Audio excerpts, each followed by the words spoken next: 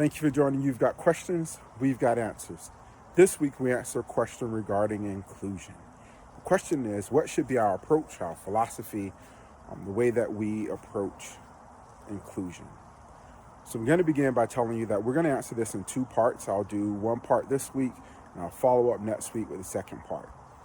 So to begin this conversation, inclusion, by definition of the word, means to include in the most basic sense.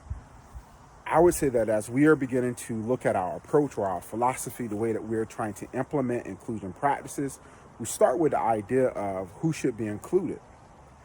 I think it's reasonable to say that every child should be included. So when we think of inclusion, it really isn't who should we put in, but it's a matter of at what point does a student need to be pulled out and for how long. And by saying that, what I really mean is that every student should be entitled to the same type of gen ed placement.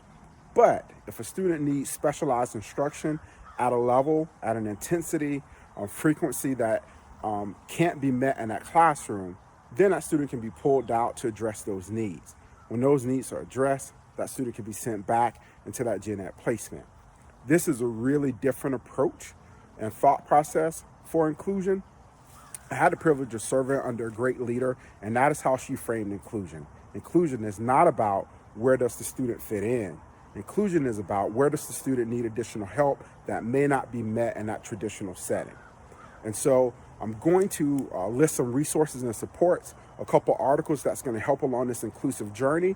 And then next week, I'll dive further into the explanation. I hope that this helps you. If it does, please like and share.